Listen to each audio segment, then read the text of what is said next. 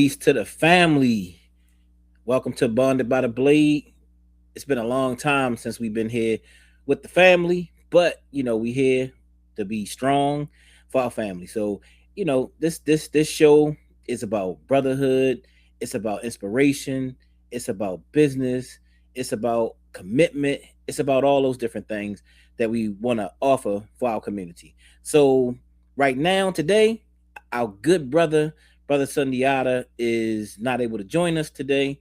Probably not even for the next episode. Also, as he's dealing with some little challenges that he got going on so far as with the whole dental thing and all that kind of stuff. So he trying to get himself straight because he don't want to be on the camera with the big swollen jaws and all that kind of stuff. So the brother is right now he's not able to join us.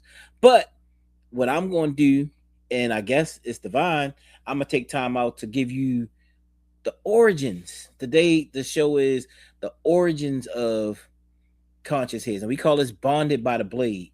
And I don't think that y'all ever got the whole story of Conscious Heads and how this whole movement came to be. So we're going to take our time out to do that. You know what I'm saying? We're going to give you the origins, the philosophies, the movement, the foundation behind everything. Like what makes Conscious Heads, what makes a brother Jabari, what makes a brother Sundiata, the show Bonded by the Blade. We talked about that in some of our older episodes, which was last year sometime. So I'm here today to hopefully inspire people, to show you my energy, to show you who I am in general and what this whole movement is about.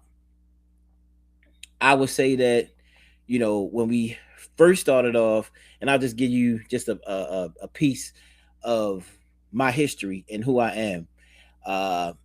I started cutting hair when I was in the 7th grade, and it was a young brother. Now I may have said some of this before.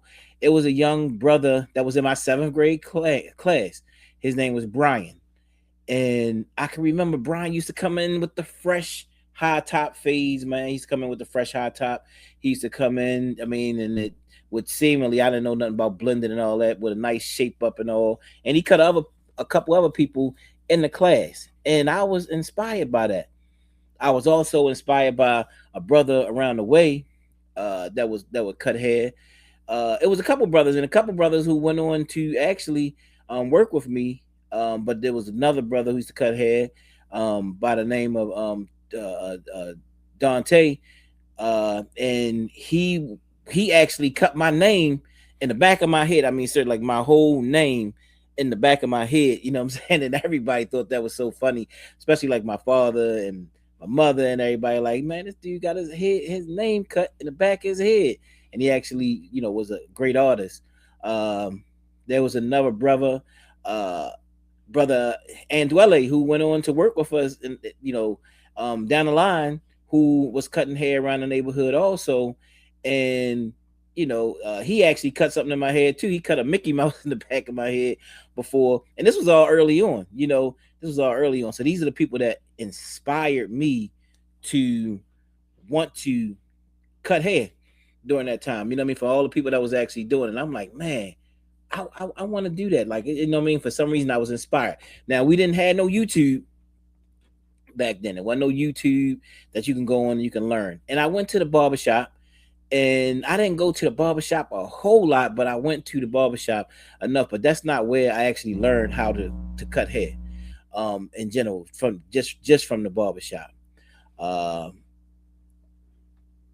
I watched, when I would go to the neighborhood barber, the guy, especially Dante, when I would go to him, I watched him and some of the things that he would do, and and I started to think in my mind and conceptualize what I needed to do to actually cut hair. And so that I would go to bed at night and I would think, how would I cut hair if I was to cut hair? And I started looking at the fades. I started looking at the rap videos. I started looking at different things, and I would look at people's haircuts all the time, and I started to try to wonder, like, how would I do that? And when I did go to the barbershop, I would look and say, okay, how would I approach that? And I would actually go to sleep at night. I can remember, and I would think, how would I cut this hair? And I would do a haircut in my head while I was actually getting ready to go to sleep at night. So that was the number one thing that helped to motivate me in general. So from there, coming through high school now, so the first thing I had to do, and this is what I tell my barbering students a lot of time, you have to convince people to cut their hair. In other words, you got to find a victim. You got to find somebody who's going to be your victim, because somebody's going to be a victim. Somebody's going to get it. Somebody's going to get jacked up. Or if it's not just one person, it's going to be more than one person. It's going to be more than one person that's going to get jacked up in general. But in this case, I cut a couple people hair, but the number one person that let me cut their hair during that time was my father, my dad, Larry McDaniel. And he was a very particular man. So I'm surprised that he let me actually do this, but he let me cut his hair. I talked him into it. I made him feel it, and he actually let me cut his hair. I must have did a good job because I became his barber for the next 30-something years, 35 years, I guess it would be. And every time, even as a young man, being in the 8th grade, no, hey man, bring your clippers over, clippers over. So when I would be over at his house, I would actually cut my cousin's hair, I would cut his friend's hair, and I would cut a host of other people's hair during that time. So I always bring my clippers. Now the thing is, when I think back at that, I feel like I really didn't know what I was doing. I mean, I knew in concept what I was doing, but I didn't really know a lot of the difference between like the different clippers, the trimmers, and all those different things. I did understand the concept of blending and all during that time. So, this is the origins of what made me want to cut hair in general. All through high school, cut dad's hair, I'm saying? Cut, I had my friends, my buddies and all, I would cut their hair. There would be another brother that came up during that time, brother Anton Dow, who's a barber in Baltimore, and he would cut hair around the neighborhood, and he would set up a shop inside his house, and he was really getting money and making it happen. I was getting a little tiny bit of money, in general, because I wasn't cutting like he was, but I was cutting people in high school and all those different things. A lot of my friends, my good friends, I would actually cut their hair. So, from there, I really didn't want to cut hair coming out of school, and just the opportunity happened coming out of school. I didn't know what I wanted to do. I was confused about what I wanted to do. Barbering wasn't one of those things. I was like, nah, I ain't gonna do that. I like to DJ. Y'all didn't know that I had a DJ career, and I used to DJ, and I used to scratch. But I was trying to figure out my way. I didn't want to go to college, so I was just trying to figure it out. Like, what am I going to do with my life right now? So, figuring out what I wanted to do with my life, with the girlfriend at the time, she had just gotten to college, and she told me at the time, like, look, if you want to be around me, you're going to have to go to the library and stuff with me, and you're going to have to study. Anyway, what I'm saying? She said that in general. So I come up with an idea. I'm saying, well, look, I'm going to go into the police department. So I go to the police department. I pass pretty much all my stuff, getting ready to kind of go into the police academy, not far from that. And in the midst of being in that process, they canceled the cadet program. Like, boop, they just stopped. Hey, look, I'm sorry guys, but we have to stop this process. We will call you once we get it all figured out and we get it all worked out. Y'all have a nice day. I was confused about what to do. Man, what am I going to do? So still trying to find what I was going to do with my life. My sisters at the time, they had my nieces and they needed a babysitter. Both of my sisters at the time. So what happened was I started to babysit my little nieces and my nephews at the time. I would drop them off at school. I would go to my older sister's house and I would take them. And I did this for maybe about a year, maybe. And in the midst of that time was when I started to watch different movies. During that time, the so-called black market VHS tapes. And I would take those VHS tapes and I would watch them every day when my nieces would go to sleep. And then finally I got to the one that said Malcolm X, the movie. I kept avoiding it because it was a 2-part. I'm like, I don't feel like watching this, man. So I picked up and I watched it. And after I watched that, changed my whole entire life. Man, thank you, Spike Lee, for the Malcolm X movie. Even though I know he caught a lot of flack in different ways about it, but that movie changed my life. It made me feel like I wanted to be like Malcolm X. I wanted to make a change. I wanted to do something to make a difference in general. So that movie changed my life. Now, for my girlfriend telling me that I can only come and wait a minute, let me see what this is here. By her telling me that now, because I did a little thing about Malcolm X, I watched the movie. I'm like, I want to look further into this. I want to find out what it is that Malcolm X did and what I want to read. I was inspired. I was motivated. I was pumped up. So I said, I got the book, Message to the Black Man. And that was in a library where she would go. And I started to read. Something that I didn't do. Something that I didn't do all throughout school. From through all throughout school through the 12th grade. I would read, but I was practically almost like illiterate. I would read, didn't really understand it, didn't want to understand it in general. I did just enough to pass, and get through. And now all of a sudden I'm inspired and I want to do something. So I tell you all that to say, that this all comes together. Now I'm in transition because the police thing stopped. I'm watching my nieces and nephews during that time. And there's a popular bookstore in Baltimore at that time called Everyone's Place. So I say, all right, cool. I go to Everyone's Place. I start to get books and stuff from Everyone's Place. I start to get VHS tapes at that time, and I'm inspired. I'm like, I'm on fire. Now I'm starting to go around my friends, and I'm like, man, look, black people did this, we did that, we created this, and my at the minute my friends like, come on, man. Every time he come, I come around and be like, oh boy, here come Huey P, Malcolm X and shit. You know what I'm saying? So, they would be, they would be a little irritated by me because now every time I'm coming around, I'm like, yo, did you know black people did this? And look, we could do this. And look, we could do this. We can unify. Man, we can make it happen. Until one of my friends told me, not that I wasn't selling drugs, I wasn't doing a whole bunch of other stuff, but I guess just in theory, it's like, man, you keep talking all that same stuff. That stuff every day, every time you come around, he talking all this black stuff. You doing the same stuff, some of the same stuff that we doing out here.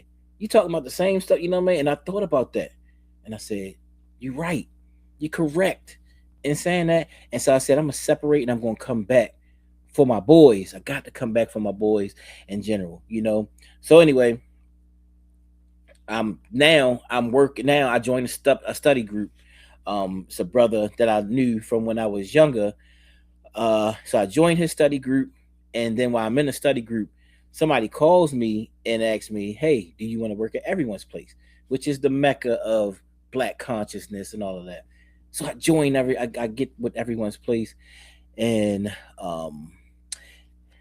right there, that's when the true transformation starts to happen. I'm reading, I'm studying. I'm staying up to like 3, 4, 5 o'clock in the morning studying.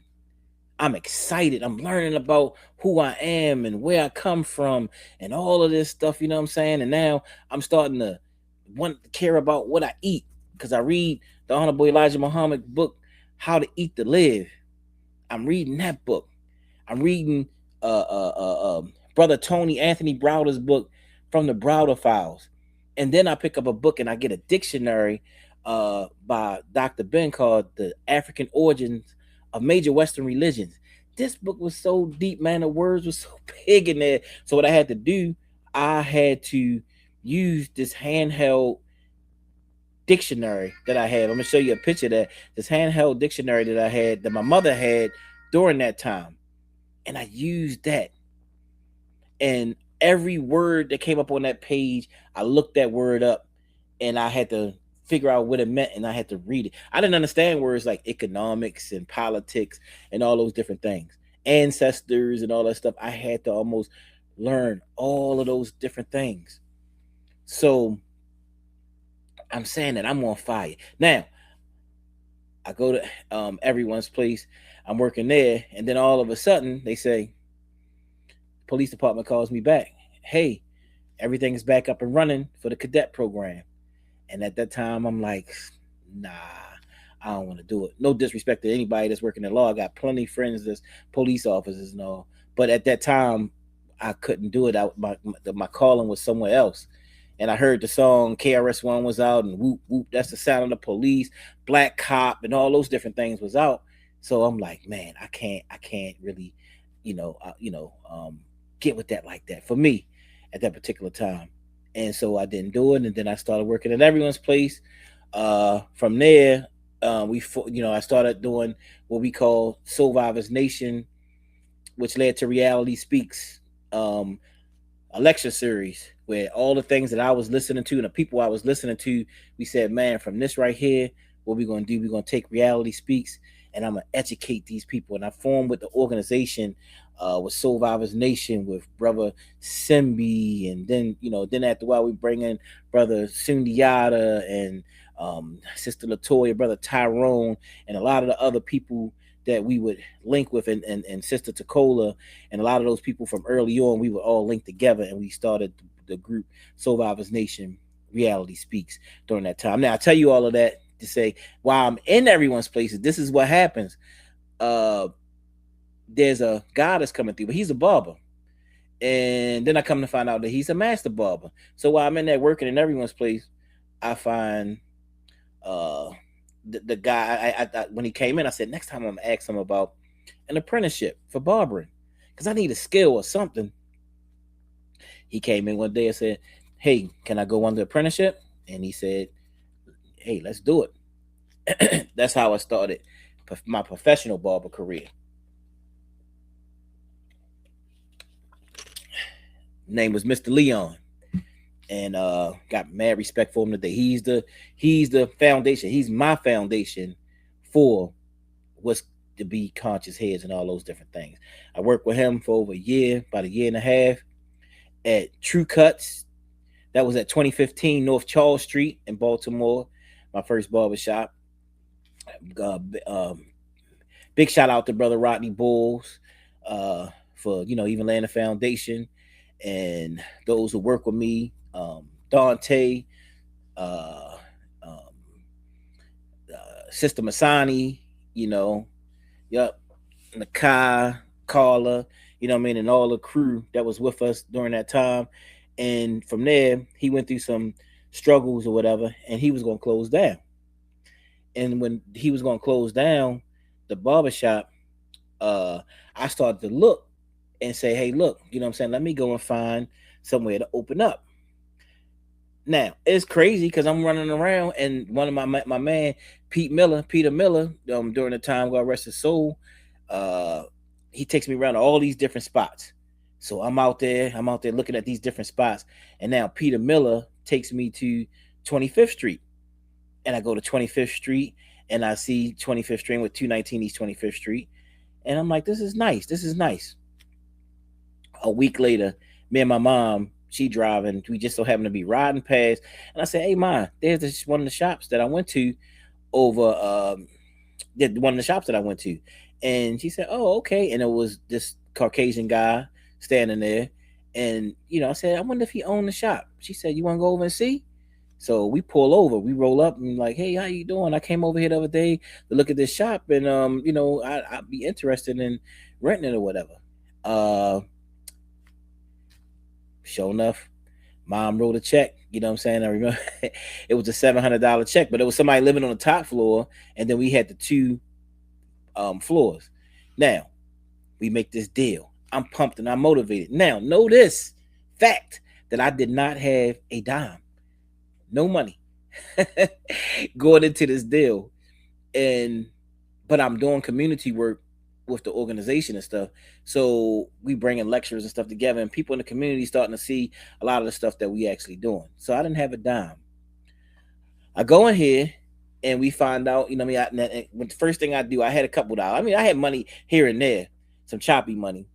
So the first thing I do with a friend of mine, I go in, I knock down 2 walls, boom, knock them down, and we leave the wires and stuff was still hanging out. Cause then I called down to the zoning board and found out that the building wasn't zoned for barbering, for barbershop. Oh my goodness. So I said, what are we gonna do here? So from that point on, I go on to um with the I go on. I'm thinking there's so much stuff going on during that time. Um, from that point on, I said, all right, well, cool. We had to do petitions and stuff. We had to do all these petitions. We had to go from door to door, getting people to sign on to say that we can do it, and run into this brother named Mr. Stokes. I knock on the door, you know what I mean? And they said, Carl, somebody's at the door. And that's brother Carl Stokes, former council president, for Baltimore. Yeah, brother Carl Stokes. So and he helped me ever since. I cut his hair to this day. He helped me with every process that I was supposed to go through, calling people and doing the things that need to be done. Next thing you know, we there in Conscious Heads, and we opened on August the 17th, 2000. Why August 17th? That's the Honorable Marcus Garvey's birthday. And that's why we did it on purpose on August the 17th in honor of the Honorable Marcus Garvey. So that's how you get the origins of Conscious Heads. Now, it came out of Black consciousness and all of that stuff. Now, the thing, I didn't have money. What did I do to get that money? First thing I did, I went to my family. Of course, my mom was going to support. Mom, she did this and went there and got money from here, some thousands here. My grandmama, who let me charge out the credit card. My uncle Lamont, my dad. You know what I mean? These people who had the skills. My dad did most of the plumbing up in the spot. My uncle Lamont, who did most of the work, all the floors and the walls and running the choir. I mean, he did most of the stuff, the grunt work at Conscious Heads. My family, I went to people in the community. Hey, look, we doing this, we doing that, and got that money to open up those doors. But it was I just knew that I wouldn't be stopped. I knew that I wasn't going to be stopped. I was like, I'm going to get in here. Nothing is going to stop me from being in here. Because even for me to get the building zone, they told me I couldn't do it. They told me, go find another building. And I'm like, y'all don't know who y'all dealing with. I'm getting in that building, and y'all trying to stop me from getting in this building. I'm getting in this building. This where we going to be at, right here. And even my lawyer told me at the time, he said, Jabari, some fights, man, you got to know how to leave them alone. You know what I mean? You might want to do something else. I said, no, I want that building. I had to find out what we needed to do, and I did it. I called the people down at the planning commission, the zoning commission, down at the planning committee, and I called them over and over and over again till they knew who I was. And the day that I had to go before the zoning board, all 5 of them came to support me because I had gone so hard. They like, oh, why does he want this building so? But you know what? We support him because he went hard. And I did. I went very hard to get that building zoned the way it was supposed to get zoned. I went very hard. I formed in with brother Sundiata during the time and asked him if he wanted to be a part. And then I went with brother Dennis during the time, a good brother of mine, who started the Parkside Warriors. I went with brother Dennis, and they became my business partners during that time. I brought them in to the vision of what was going on. And during that time, we had a bookstore downstairs. So our slogan was for Conscious Heads, we take care of your head inside and out. That was the slogan for Conscious Heads. We take care of your head inside and out. So during that time, brother Sundiata would be working the bookstore. Brother Dennis, we work in the bookstore. We had a travel bookstore that we had on wheels. That's a whole nother story right there. But Sundiata would be going out traveling and making money there. Because that time Sundiata didn't cut hair at all. He never really cut hair besides just some little experimental things or whatever. But he never cut hair. During that time, we had some problems. We had some economic struggles that was going on. And I said, well, look, I got a plan. Brother Sundiata, we're going to teach you how to the cut hair, then it's gonna run the store, and I'm gonna do some other stuff so I can try to get from behind the chair, and you could be the barber that's actually cutting hair and doing the stuff. Brother Senior, like, I ain't never cut no hair before. Nah, not a good idea. Nah, son, I ain't feeling that one. That's crazy. I said, look, I got you. I got you. He was my first barbering student, my best friend, but my first barbering student. Y'all heard the story on some of the other stuff, but you ain't heard it from the whole perspective of the way that I'm telling it. And so, boom, he gets on board. People thought it was a joke. They thought it was a game. They like, man, you cutting hair now? I ain't letting you cut my hair. you know, and Brother Studio, I tell you, you know what I'm saying, one of the times that he totally got pissed at me as I was training him and teaching him those different things. And I had to push him to a certain, this will give me my teaching philosophy for later down the line, because this is my first student. And this one lady walked in one day and she said, hey, look, I want to get a haircut. I said, oh yeah, he got you. He looked over at me and like he wanted to hit me in my mouth, which he did want to hit me in my mouth. And he came and said, "Can we holler at you, man? Nah, yeah, JB, I ain't ready for that though. Yeah, I ain't gonna do that. All right." And I'm like, "No, you got this, man." He stopped. A couple minutes later, he pulled me to the back where he said, "Let me talk to you real quick." He said, "Look, man," he was sweating. "I'm not doing that. I'm not doing that. You're not gonna push me to do nothing I ain't ready for. No, I'm not doing it." And I just tapped him. I said, "No, you good." I just walked away from him real fast. Man, he was mad. He was pissed. Finally, the lady came, got in this chair. He did an excellent job. And I had to push him. But that's how Brother Suniata got to be one of the best in the business today. You know, and even skills. I train barbers up to, you know what I mean, that their skill wise will be almost better than mine. But that's a blessing, you know what I'm saying? Because that's what you want, for people to, to take what you gave them, and the confidence and the determination, and get better than you. So he's been able to take that and parlay and make and and leave that shop and open up another shop. So that's beautiful. That's a beautiful thing. So I know that took a while to go in, because I want to let you know who's here before you and what the story is. It'll be 26 years this year, coming up in August. It'll be 26 years, and that's who's in front of you here today. So, you know, it's a beautiful history. A lot of famous people coming through, different scholars and all coming through that building, through that location, because we figure that, like I said, we take care of your head inside and out was our slogan. Like I said, we start off with a bookstore downstairs. So if we can hold you in that chair long enough, we hold you in that chair and we talk to you, we get you downstairs to the bookstore where you're going to buy some books. And then we get you into the organization where you want to come and you want to build. And we would build up this organization where we go out ministries and help the young people, helping people that's homeless, doing homeless drives, you name it. We did that. You know what I mean? We did those different things, and we helped to trailblaze a lot of those things. We had, with Reality Speaks, one of the longest, most popular lecture series throughout the world, throughout the country. And you know what I mean? I could almost say throughout the world, because we had people, we would have a distribution company where people would call us as soon as we did the lectures. They would call us, and they would get those lectures from us. And lectures from Dick Gregory to Dr. Francis Cress Wells and to Dr. Claude Anderson. That's just to name a few. So more of this. Who is Brother Jabari? Who are you talking to? Why am I qualified to be on this podcast? Why am I qualified to talk to my people here today? Well, after that, with the barbershop, before, like I said, I brought Brother Suniata in, I got my master barber licensed fast. I already knew what I wanted to do. I already knew, because I came through apprenticeship, that I was going to do apprenticeships. Suniata just so happened to be the first one. So, once I got that license, I just started to train people, and like I said, he was the first one.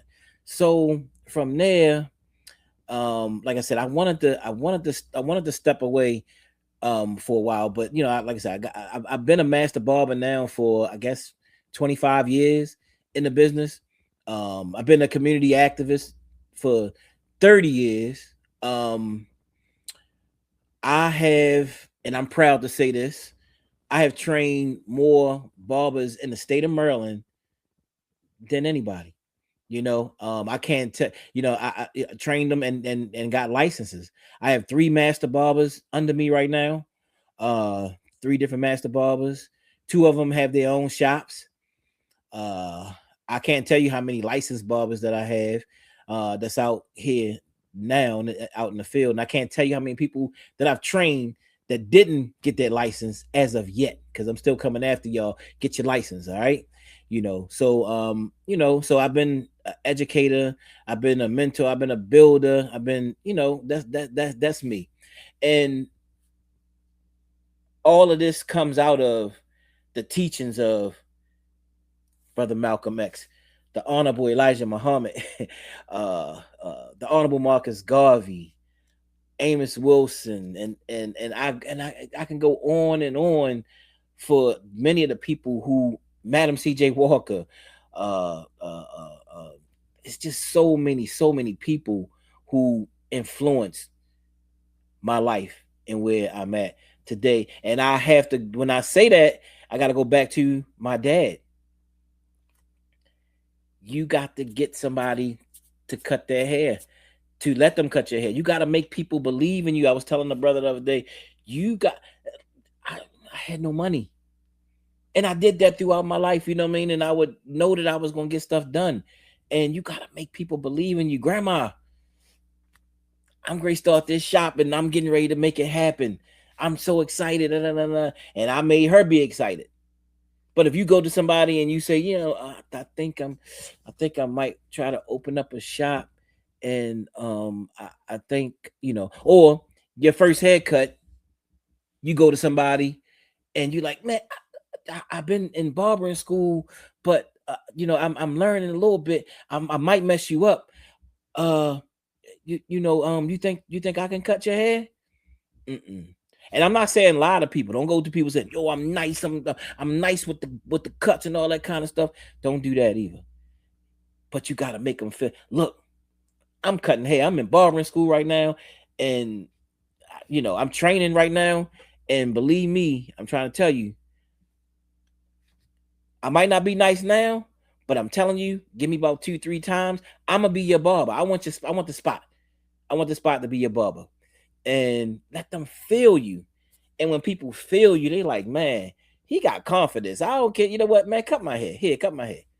And when you show people that confidence, that's when people believe in you and they believe in your vision for what it is, but you can't go scared. So when I went to people for money and all those different things, we made that happen because people believed in us. When I saw Carl Stokes and I started telling him, like, look, we try to open up this shop, he believed in us. The committee down there, the planning committee, they believed in me. After a while, at first they was like, don't do it, because it was the inspiration that we had. My dad believed in me. He gave me the opportunity to cut his hair, and got other people to let me cut their hair. My dad was an entrepreneur. Uh Early on, I mean, he fixed cars. He was a master mechanic. He would have people where I live now lined up in the back alley fixing cars. My mother would do the same. She did dinners and she would always do like social events and different dances and things of that nature.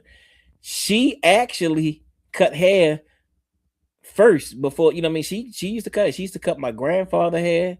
She used to cut my uncle's hair. And she would tell me, we would laugh. She said, I did not know what I was doing. Daddy gave me them clippers and said, hey, cut the hair. And he'd tell all his brothers, come on down here. China gonna cut your hair. China cut your hair. And so she she became, and somewhere she would be inspired. She used to cut my hair. Now, it was okay. You know what I'm saying? It was okay. I wasn't a big fan of, what I'm saying, the way she cut my hair, whatever. But she did it. She cut it down, and that's crazy because I watched her cut hair, and probably some of the inspiration probably came from that. Yeah. So one of the big projects that I've been able to pull off for the whole state of Maryland. as I started to, so let me go back a little bit. Uh, we went for 12 years at that location, 219 East 25th Street.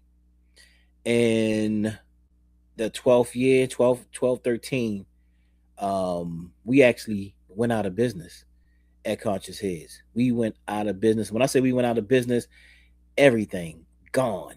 Everything, the spot totally clean, gone. At that time, me and brother Sunyata, a couple of other brothers, we had went through some challenges that we talked about before. Uh, we brothers, you know what I mean, but we went through some stuff. I had to, you know what I mean, during that time, I went to, go to find somewhere else to work. And I went up the street from my house to work there.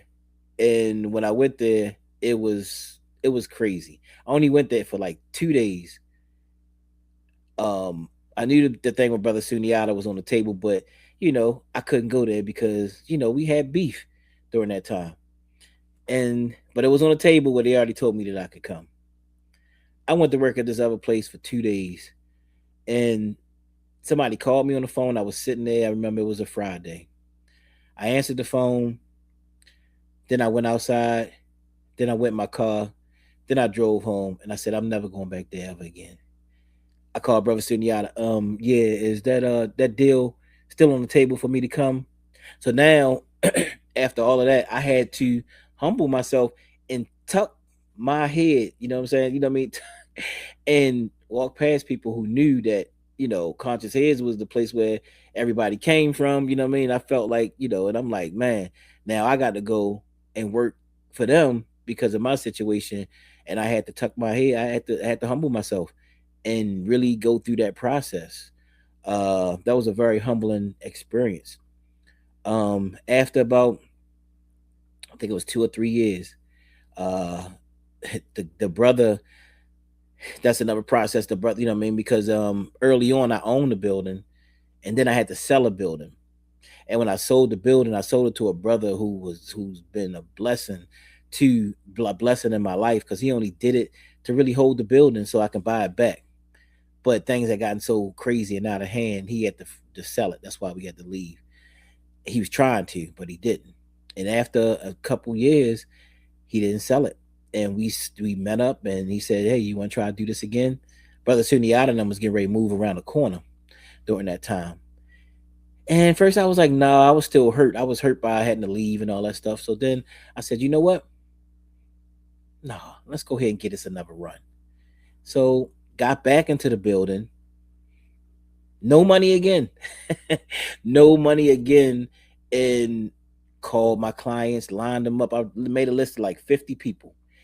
Hey, look, I'm trying to get back into the shop. Hey, look, I'm doing this. Hey, look, blah, blah, blah, blah. And each person gave this donation, that donation. Some was loans, some was, I mean, for haircuts, whatever it may be. You know what I mean? I went back in that shop, and it was just two of us. And we barely had a TV during that time. Chairs we had to work for during that time. I was still doing lectures and stuff. So we did some pretty big lectures during that time to get some of the money. And then I came up with the idea of the Conscious Heads Barbering Boot Camp. And that's how I got the idea. Well, I always wanted to do that where I train people. But then I came up with the idea of Conscious Heads Barbering Boot Camp. And that, in between events, lectures, and all, helped me rebuild the whole shop. All 3 floors, we rebuilt everything back up from scratch. No money, ambition, courage, and commitment. And we got back up in that joint. Um, During that time, for years in Baltimore, you only could take one apprenticeship to one master barber. And so now that I had this barbering boot camp up and running, so it's not a accredited program, but what we do is we bring people through, we train them with the fundamentals of cutting hair. And the best student that would come out, I would always take them on as an apprentice. Well, I'm like, this is moving too slow. I only can do one at a time. We got to, you know what I mean? So I would go to these barbering meetings down at the state board. Man, people coming there, they be fussing. Man, I'm tired of this, man. Why is it only you can have one barber at a time? Just make me sick. Kiss my, this, that, and the other. And I heard it. So one day I just raised my hand. I said, well, how do we change? How can we change the law? Because they told one guy, you got to go to Annapolis or something like that. I said, well, what do we have to do? He said, that's something you got to do in Annapolis somewhere. You got to go and change it there. And I said, okay, say no more. I had the next appointment that I had on books was brother by the name of Davon Love. Y'all know here in Baltimore, from the LBS, Leaders of Beautiful Struggle. Sharp with the, with changing laws, all that other kind of stuff, with the laws, politics, and all that stuff. So I say, bro, what do I have to do to change the law? How much money is that going to cost me? Like $10,000-$20,000? Nah, bro, it don't cost you nothing. Just got to know what to do. What is it that you want to do? Told him what I wanted to do. I want to change the law, man. We need to have more barbers. He told me who to go to. At that time, it was Delegate Cheryl Glenn. Met with her a week later. Told her what I wanted to do. She said, "Okay." This was in December. I think it was December 2018, if I'm saying the date correctly. And when 19 came in, she put it on the table. And guess what? The law got passed. The law got passed. And I'm saying that and I'm laughing, I'm smiling because it got passed, but it was worded wrong. And so when you call, they wasn't calling, they was calling it some kind of student. I don't know what they had on the books, but it wasn't an apprenticeship thing. So we was trying to take it from one apprenticeship to 3 apprenticeships. You could do 3 at a time. So now that didn't go through, and she wasn't able to put in what she needed to do to correct it because she was going through some political things at the time. So that didn't work. The next year, 20, we go in under Delegate Kurt Anderson. Oh, the number one thing was when we put that bill in, it was 1021. 1021 was the bill. I'm like, man, that's my mama's birthday.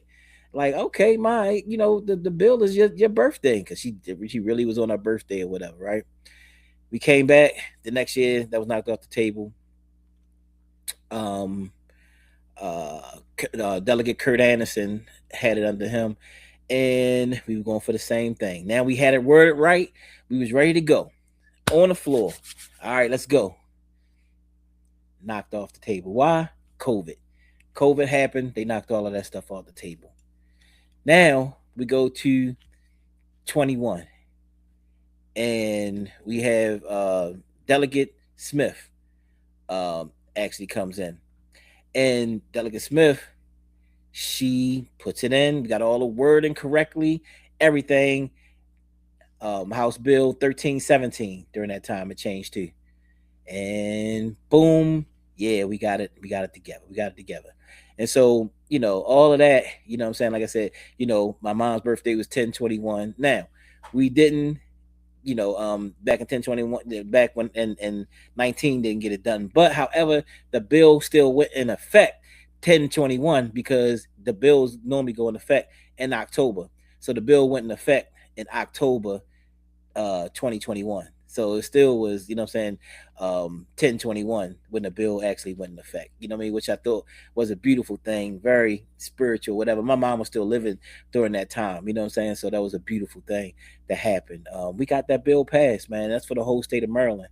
And so now that's why, So I'll be having like 2-3 people on rotation because of what we do with the Conscious Heads Barbering Boot Camp. So that's one of the major things that I've been able to do for the barbering industry, amongst other things. From the barbering boot camp, training folks, we went on to, when we get to the cadet phase, after you go through training, do the barbering boot camp, we do what's called Healing Cuts Ministries. And we call it Healing Cuts Ministries, and that's the cadet phase, the next 6 months, because we take people then out to the community. I tell all my students, you're going to cut 100 heads. If you can't get this barbering thing within 100 heads, you might not need to do this. So when we go out, though, I train them and be ready for the people. Man, they don't understand when even though they training, they out there with me. When you cutting those people, when you cut those our brothers and sisters hair, man, he's so appreciative that the barber start to be like, man, I'm making a difference. And even though I'm training, I'm making a difference. People laugh, they smile, they dance, they do stuff, they do all kinds of things to show appreciation. Some of them may not even have that much money and go to the store, man. Can I just get y'all something, man? Man, y'all don't know what y'all doing, man, because we go to low income homes too. Some of us, man, we got a budget, and when we run low, we got to think of, what I mean, in the way, and I own a barbershop. We got to think of, are we going to get a haircut, or am I going to get some food in this house right now? And man, by y'all doing that, y'all make a difference. Last year, we cut almost 700 heads because we started late in the year last year. And, we was able to save our community like over $20,000, within the community. And that's not even priced at what the rate is, I'm saying, like what it is. So if I was to add that up, it would probably be like well over 30 something $1,000 that we did in the community. So I enjoy it. And so I cut hair a lot less now. I cut hair maybe twice a week because we go out to the community and we cut hair. We give selfless service to our community in general. To backtrack a little bit, my pops, he passed away in 2018. He passed away 2018, and as he was the first, like one of the first people here that I cut, he would be one of the first people that I would cut that was deceased. First and only person that I ever cut that was deceased in general. My mom went on to pass away in 2023. And my big sister passed away in 2022. These people were very, very influential in my life and in the movement. My big sister did things to help out even when I was building the shop. Like I said, my family, man, they came together for everything that I needed to do, and I really appreciated that. But Healing Cuts Ministries, and that's what we're doing now. So we building up these barbers. We say that it ain't just about putting hair on the floor. It ain't just about putting hair on the floor. It's about being a counselor. It's about being a friend. It's about being a very likable person. So I even tell my young men, who some people so-called call YNs or whatever you may want to call them, that whatever vibe that you got, if you want to do this, you better lose that vibe, because nobody's going to want you to cut their hair. Nobody's going to want you to cut their hair. You have to figure out how to become a likable person in order to be in this, because you actually get behind that chair and you perform. And people don't only come to you because you can cut hair well. They come to you because of your communication skills. They come to you by your vibe and your aura. So if you coming in there and you dark and you just sitting around, yeah, come on over, I got you. Like, nah, that ain't what it is. You know what I mean? How you doing today, sir? All right, you got to make people feel good, make people feel welcome. And a lot of people come not because of the haircut, they come because of who you are. So, I want people, and it's going to have to be a two-part that we telling this whole thing when we actually get into a lot of the other stuff that we actually was able to do, and go into it a little bit more deep when we come back. This will be a two-part podcast that we actually going to do with the origins of Conscious Heads, because it's so much, man. And I talk about my mom because mom was helping every step of the way to fund different things. Whenever we fell into trouble, she was there. When I went through my situation and I had to move out, guess what? My mom moved back in with me from her house into my family house, moved in the house with me. And she said, Jabari, you go out there and rebuild that shop. Don't worry about the bills here. So at that point, I was in my mom's basement, during that time, you know what I'm saying? And she said, build that shop back up.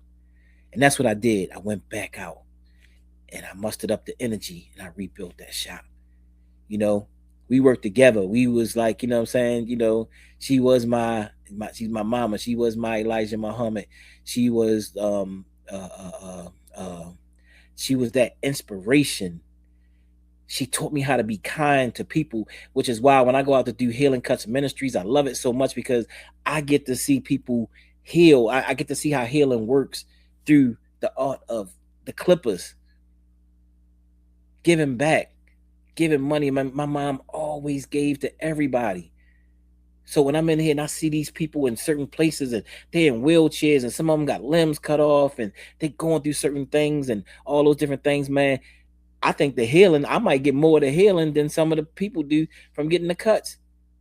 Or even just, I get healing from watching the barbers learn. And when I watch them and I say, man, they got this.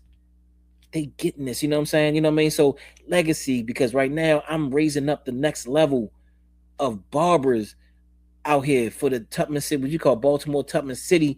I'm raising those people up to be great, to get money, not just to get money though. When I say get money, I'm talking about to be able to take on a philosophy, to be able to teach people, be able to reach people, inspire people, right?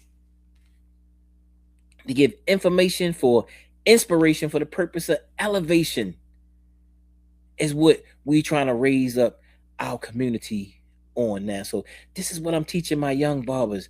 This is what I'm teaching our queens, because man, we got quite a few women that's out there cutting hair, that cut hair with me now, which we call the queen berets, that we call, because our whole thing from barbering boot camp is like a military thing, and we organize like a military, you know what I'm saying? So everything we do, cadet program, we say that we can go set up anywhere, and I'll show you footage of that. We can set up anywhere. We could set up, you know what I mean? I went out and set up in my front yard the other day. Now, I can't say that went totally smooth because I had my station set up out there. Made it, and I was being a little cocky, like, yeah, we can set up anywhere. And a nice wind came over and blew my station over. It blew it in the grass. Ain't nothing breaking that like that, you know what I mean? But, cordless trimmers, bam, we in there, we set up, put that radio on, set the tents up. We can set up anywhere, and we be set up in about 15 minutes where we can go and we can set up. So I said we do it like military, and we play off the whole military concept. A lot of times you see us, we got the military in the red, the black, and the green, which represent, the red is for the blood, the black is for the man and women, and the green is the color that stands for the land. So with that, brothers and sisters, for all my barbers, we're gonna get into it, because when we tell part 2 of this story, we're gonna talk about the philosophy and how the philosophy carries over. We're gonna talk about Mayat and the balancing, you know what I mean, with the haircut, because barbering is all about balancing. It's all about what you do on the left side, you got to do on the right side, right? It's all about, you know what I'm saying, you can't, start a fade here, you know what I'm saying, on the left side, and then have the other side up here. It's all about balance. It's all about order. It's all about a process that you actually go through, right? So we're gonna talk about that. We're gonna talk about how we using this, you know what I'm saying? Because even some of the older people, the people, the Madam C.J. Walkers, the Annie Malones, um, uh, uh, then I can't think of the brother's name right now. It won't come to me. It'll come to me in a second. But these people who went on to own real estate, and not just real estate, you know what I'm saying, to own other barbershops and own insurance companies and things of that nature, you know what I'm saying, where they help to fund a lot of the movements. Even with Marcus Garvey, they would help to fund those movements during that time. It's a beautiful story.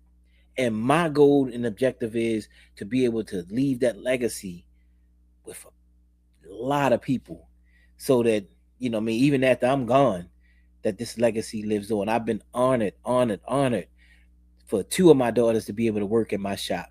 and to be able to make a living from there. My daughter Naya Nyamache, who does makeup there, she's been with me for 5 years since COVID. Does really well, and she does makeup.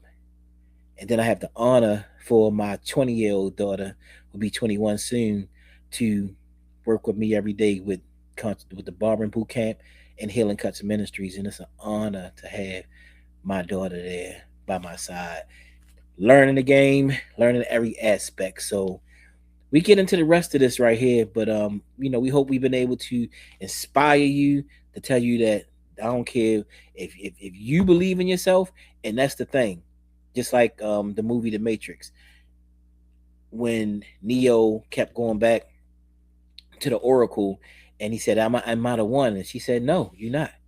But the whole thing was, unless you know that you are the one, then that's how you become the one. You gotta have, I ain't saying be stupid, arrogant, but you gotta know that you gonna do it. You know what I'm saying? You gotta know that I'm gonna be a barber, and whatever it takes, I'm gonna study, I'm gonna do whatever it takes, I'm gonna get the equipment, I'm gonna do whatever it takes, I'm gonna talk to people and get them to let me cut their hair, because I'm gonna be a barber. Or whatever it is that you're gonna be in life, you got to know it, and you got to do it. You got to be about it. You got to commit to it.